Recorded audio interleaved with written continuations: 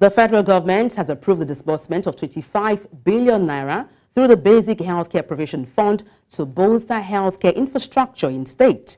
Professor Muhammed Pate, the Coordinating Minister of Health and Social Welfare, made this known on Saturday in Abuja at the 6th meeting of the BHCPF Ministerial Oversight Committee.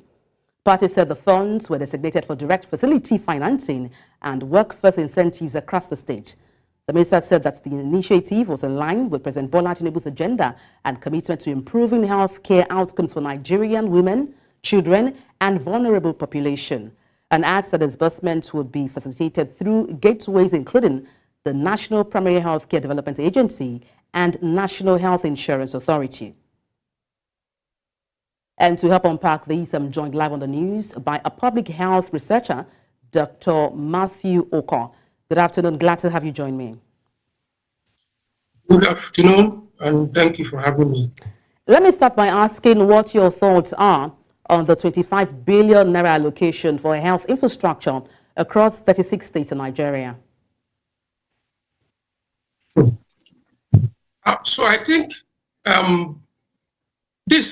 whatever one thinks is going to be relative, and so I would like to put it in this way, so that you and your viewers can make their own determination.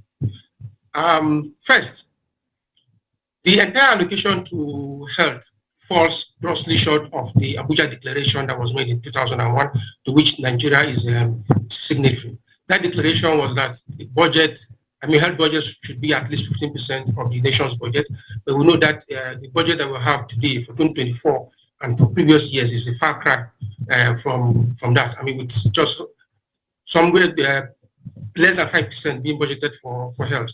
And then this 25 billion is a subset of that amount that was budgeted. Of course, 25 billion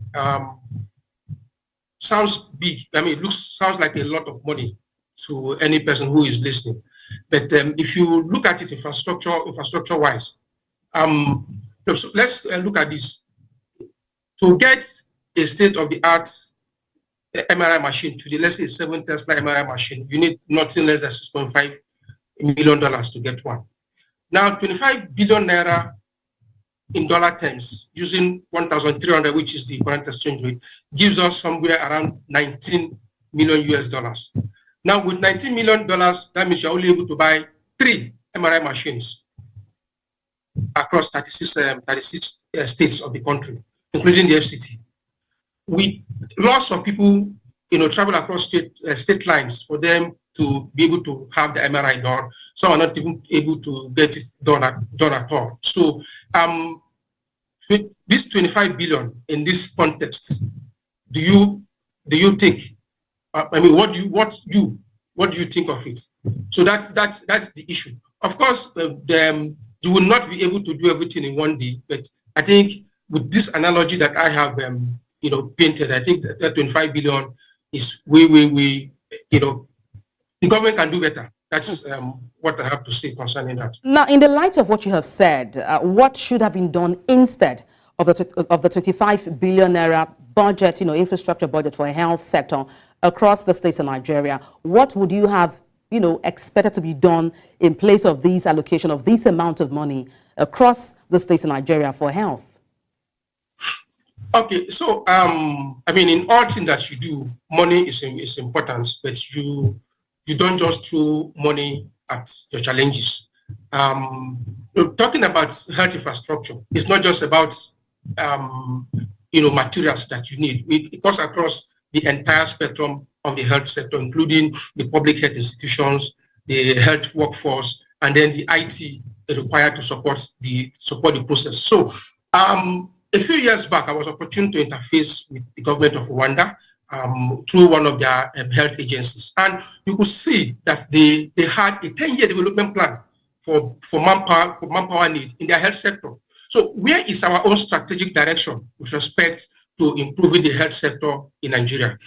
During the COVID era, a senior government official told us on national TV that they didn't know that the health sector is in that bad a shape.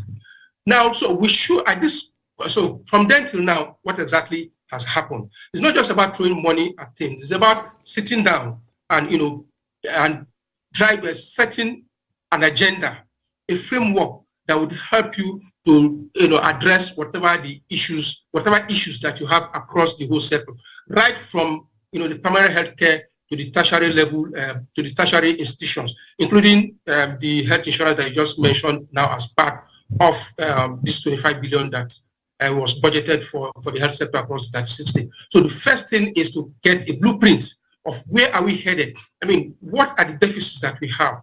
What do we need to to get this done? How are we going to get this done? If we need collaboration from other if we need external support, I mean, we know what exactly we are able to afford, where exactly we need help, and then you're able to itemize what you need.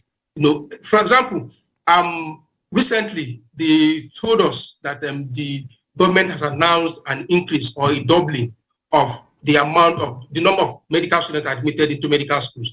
Now, increasing the number of people that you admit to medical school, how does that solve the problem of people leaving the country? What is the guarantee that when these people come out, they are going to, they're going to stay in the country?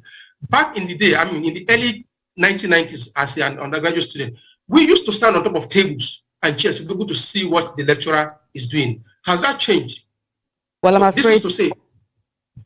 I'm afraid that's the most we can take on this edition of the news. But thank you so much for sharing your insight, Dr. Matthew Okon, public health researcher.